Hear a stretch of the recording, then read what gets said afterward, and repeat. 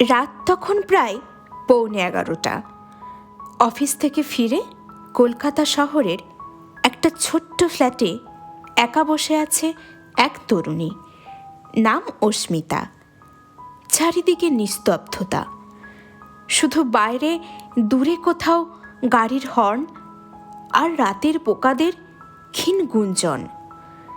রুমটা অন্ধকার, শুধু মোবাইলের নীল আলো। বিছানায় বসে অস্মিতা তার নিজের স্মার্টফোনে খাবারের অ্যাপ স্ক্রল করছে। ক্লান্ত চোখে অপশন দেখে অর্ডার কনফার্ম করলো সে। সময় পেরোচ্ছে, অস্মিতা বারবার ফোন দেখে, অর্ডার স্ট্যাটাস চেক করে। 11:30 বাজলে ধৈর্য হারিয়ে ফোনে ডেলিভারি বয়ের নাম্বারে কল দেয়।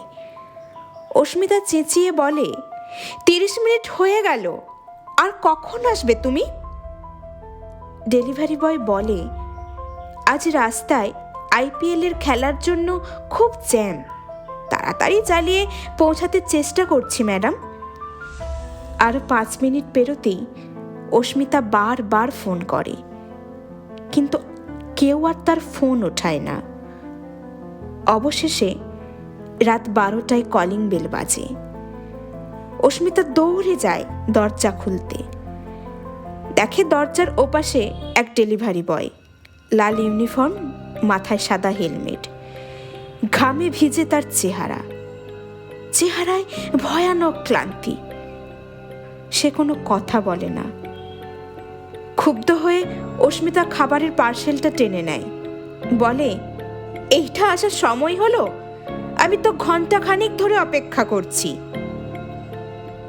ছেলেটা মাথা নিচু করে একদম নিস্তব্ধে দাঁড়িয়ে আছে। তারপর তার চোখের দিকে তাকালে কেমন যেন একটা অস্বস্তি হয়, একটা শূন্যতা, একটা গভীর শীতলতা।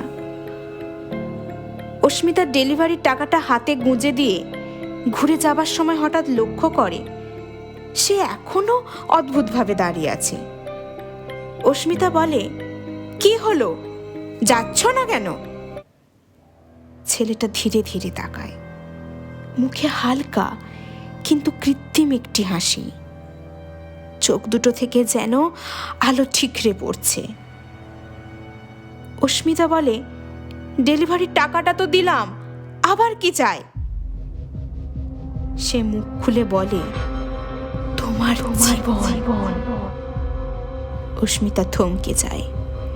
কণ্ঠটা এত গম্ভীর যেন কফিনের ভেতর থেকে আসছে। কি বললে? গলা কাঁপে অস্মিতার। ছেলেটার মুখ বদলাতে থাকে, চামড়া ফেটে যেন রক্ত ঝরছে, চোখ দুটো লাল হয়ে উঠেছে। সে এখন যে আর মানুষ নয়, সে এক অশরীরী আত্মা। অস্মিতা চিৎকার করে উঠতে চায়, কিন্তু তার শব্দ আটকে যায় গলায়। ধপ করে পড়ে সে মেঝেতে অজ্ঞান হয়ে যায়। ছেলেটা তখনও দাঁড়িয়ে থাকে, মাথাটা একটু কাত করে দেখে নেয়।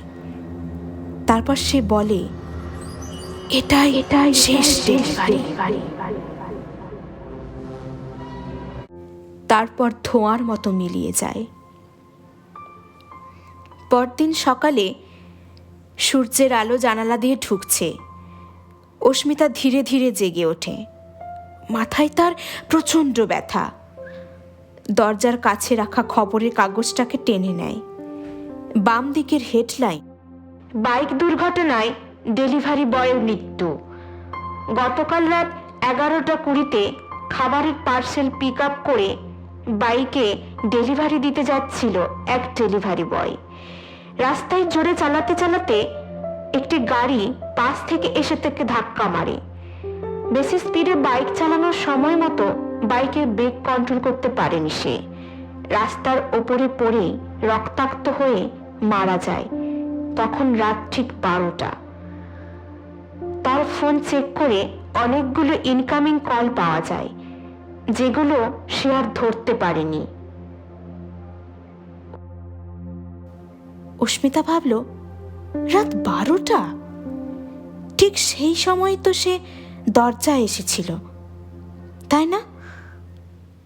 অস্মিতার চোখ বড় বড় হয়ে যায়, কাগজটা তার হাত থেকে পড়ে যায়, মুখে বলে ওঠে, মানে আমি তো তাকে দেখেছি, কথাও বলেছি। রুমটা আবার অন্ধকার হয়ে আসে, জানালার পর্দাটা যেন নড়ে ওঠে কোনো হাওয়া ছাড়াই। হঠাৎ কলিং বেলটা আবার বেজে ওঠে।